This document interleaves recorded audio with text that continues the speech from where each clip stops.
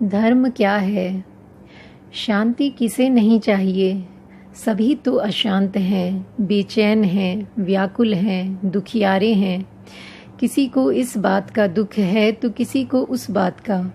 आज एक बात का दुख है तो कल किसी दूसरी बात का। संसार के सारे लोग दुख संतप्त हैं। इन दुखों से बाहर कैसे आएं? इन दुखों से छुटकारा कैसे पाएं?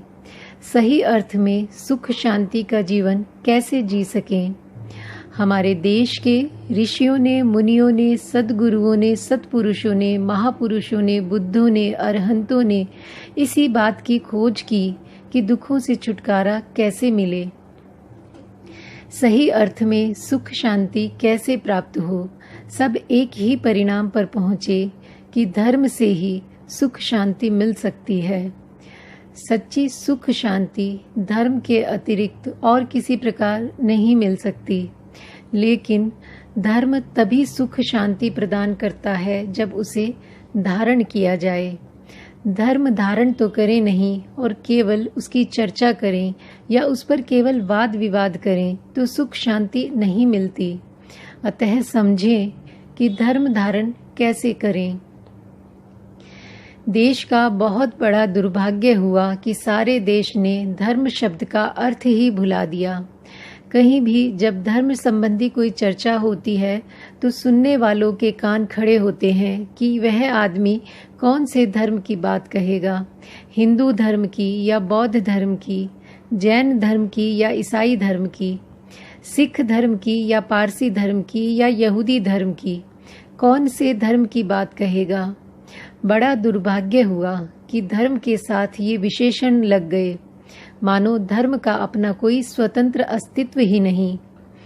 धर्म का महान अस्तित्व है, परंतु उसके साथ ही ये विशेषण लग गए तो धर्म धर्म नहीं रहा। जिस दिन धर्म को हिंदू धर्म कहना शुरू कर दिया उस दिन हिंदू प्रमुख हो गया, धर्म नेपथ्य में चला गया, अंधेरे में चला गया। जिस दिन धर्म को बौद्ध धर्म कहना शुरू कर दिया, बौद्ध प्रमुख हो गया, धर्म खो गया। जैन धर्म कहना शुरू किया, जैन प्रमुख हो गया, धर्म लुप्त हो गया। धर्म को इन विशेषणों की जरूरत नहीं होती। धर्म कभी हिंदू नहीं होता, बौद्ध, जैन, ईसाई, मुस्लिम, सिख या पारसी नहीं होता। ये तो कुछ लोगों के समूह हैं, एक प्रकार के उत्सव त्योहार मनाने वाले, तीज त्योहार मनाने वाले, व्रत उपवास करने वाले। ये किसी एक प्रकार के रहन सहन वाले, खान पान वाले, दार्शनिक मान्यता मानने वाले लोगों के समूह हैं, संगठन हैं, जमातें हैं, संप्रदाय हैं जो हिंदू, बौद्ध, जैन, ईसाई, मुस्लिम आदि हो सकते हैं, परंतु धर्म नहीं हो सकते। धर्म का इनसे दूर परे का भी कोई संबंध नहीं है। धर्म के नाम पर हम कहाँ उलझ गए। भारत में 2500 वर्ष पहले धर्म की परिभाषा थी धारेति ति धम्मो। धारण करे सो धर्म। क्या धारण करें, किसको धारण करें? तो समझाया अतनोपन स्वभावम धारेति ति धम्मो। अपना स्वभाव धारण करता है, अपना लक्षण धारण करता है, इस अर्थ में धर्म कहलाता है। हमारा बहुत बड़ा दुर्भाग्य हुआ कि धर्म का एक विशाल साहित्य हमारे देश से लुप्त हो गया। इस कारण हम धर्म शब्द का सही अर्थ भूल गए, उसकी सही व्याख्या भूल गए, उसका परंपरागत इतिहास भूल गए। अपना स्वभाव धारण करे सो धर्म। भारत की इस पुरानी व्याख्या का, इस परिभाषा का आज भी भूले चूके कहीं कहीं प्रयोग हो जाता है। आज भी कहते हैं अग्नि का धर्म है जलना और जलाना, यानी अग्नि का स्वभाव है जलना और जलाना। स्वयं जलती है और उसकी लपेट में जो आ जाए उसे भी जलाती है, तभी अग्नि है। जो जलती नहीं, जलाती नहीं, वह और कुछ हो सकती है पर अग्नि नहीं। इस प्रकार कहें, बर्फ का धर्म है शीतल होना और शीतल करना, यह उसका स्वभाव है। इसमें हिंदू, बौद्ध, जैन या ईसाई पने की क्या बात है।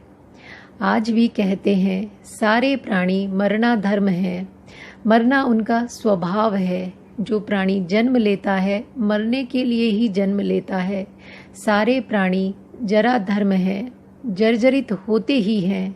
सारे प्राणी व्याधि धर्मा है, उनको कोई ना कोई रोग लग ही जाता है। यह स्वभाव है, प्रकृति है। भारत की पुरानी भाषा में धर्म का यही अर्थ था। स्वभाव है, प्रकृति का नियम है, कुदरत का कानून है, विश्व का विधान है। इसी को ऋत कहते थे। ऋत यानी कानून। ऐसा ऐसा होगा तो यह परिणाम आएगा ही, ऐसा ऐसा नहीं होगा तो यह परिणाम नहीं आएगा।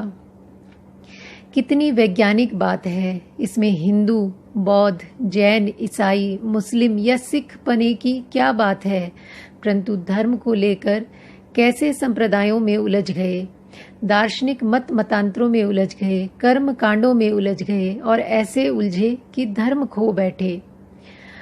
हम अपने भीतर कोई भी विकार जगाएं, क्रोध जगाएं या द्वेष जगाएं या दुर्भावना जगाएं, क्रोध का, द्वेष का, दुर्भावना का स्वभाव है कि हमें व्याकुल बना देगा। कोई भी क्रोध जगा कर देख ले, तत्काल व्याकुल हो जाएगा। चाहे वह अपने को हिंदू कहे या बौद्ध, ईसाई, सिख, जैन, मुस्लिम, यहूदी या पारसी कहे, कोई अंतर नहीं पड़ेगा। यह धर्म है, प्रकृति का नियम है, उसका स्वभाव है। हमने जैसे ही भीतर विकार जगाया वैसे ही प्रकृति दंड देना शुरू कर देती है और तत्काल दंड देती है। मरने के बाद भी जो दंड मिलता है वह अपनी जगह है। यहाँ तो अभी दंड मिलने लगता है, तत्काल दंड मिलने लगता है। किसी अच्छे राज्य के जो नियम बनते हैं वे सब पर एक जैसे लागू होते हैं। सब पर एक जैसा लागू नहीं हो तो वह राज्य अच्छा राज्य नहीं हो सकता। जो राज्य के नियम तोड़ता है उसे राज्य की ओर से दंड मिलता है, लेकिन हो सकता है किसी ने राज्य का नियम तोड़ा और राज्य के अधिकारियों को पता ही ना लगा हो, अथवा अधिकारियों को पता लग गया फिर भी उन्होंने मुंह फेर लिया हो, कोई कार्यवाही नहीं की तो कोई दंड नहीं मिला। परंतु कुदरत के राज्य में, प्रकृति के राज्य में या यूं कहें परमात्मा के राज्य में ऐसा नहीं हो सकता। कोई नियम तोड़े और दंड से बच जाए, यह असंभव बात है। जैसे ही नियम तोड़ेगा तत्काल दंड मिलेगा। जैसे ही मन में विकार जगाएगा तुरंत व्याकुल हो जाएगा, देर नहीं लगेगी। पुरानी भाषा में इन्हें सहजात कहा। सहज है यानी इनका एक साथ जन्म होता है। हमारे विकारों का और दुखों का एक साथ जन्म होता है। विकार जगाया कि व्याकुल हुआ, क्रोध भी जगाए और भीतर बहुत सुख शांति अनुभव करने की आशा करे, यह होने वाली बात नहीं है। ये दोनों साथ नहीं रहते। विकार जगते हैं, व्याकुल हो जाएगा, क्योंकि यह कुदरत का नियम है। जो नियम तोड़ेगा उसे दंड भोगना ही पड़ेगा। वह अपने को इस नाम से पुकारे या इस नाम से पुकारे, प्रकृति इस बात को नहीं देखती कि नियम तोड़ने वाला व्यक्ति अपने आप को किस नाम से पुकार रहा है। अपने को हिंदू, बौद्ध या जैन कहता है, ब्राह्मण, क्षत्रिय या शूद्र कहता है, अथवा शैव या वैष्णव कहता है। कुदरत इस बात का जरा भी ख्याल नहीं करती कि नियमों को तोड़ने वाला व्यक्ति भारतीय है या अमेरिकन है, जापानी है या चीनी है। तत्काल दंड देती है। प्रकृति का यह नियम है, यह धर्म है। ऐसे ही चित्त को विकारों से शून्य कर लें, यानी उसके विकार दूर कर दें, तो विकार विहीन निर्मल चित्त का अपना स्वभाव है। वह अनंत मैत्री से भर उठता है, अनंत करुणा से भर उठता है, अनंत मुदिता से भर उठता है, अनंत उपेक्षा भाव यानी समता से भर उठता है। यह उसका स्वभाव है, उसकी प्रकृति है, यह नियम है और यही ऋत है।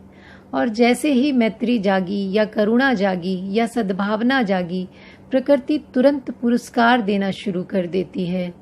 भीतर बड़ी शांति अनुभव होती है, बड़ा सुख अनुभव होता है।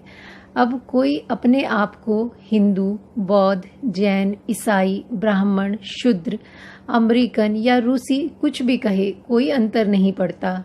पर पुरस्कार मिलना शुरू हो जाता है। जरा चित्त को निर्मल करके उसमें मैत्री जगाएं तो सही, करुणा जगाए तो सही, सद्भावना जगाए तो सही, तत्काल शुभ परिणाम आना शुरू हो जाता है, देर नहीं लगती। जैसे दंड मिलने में देर नहीं लगती, वैसे ही पुरस्कार मिलने में देर नहीं लगती। प्राचीन भारत में इसी को धर्म कहते थे।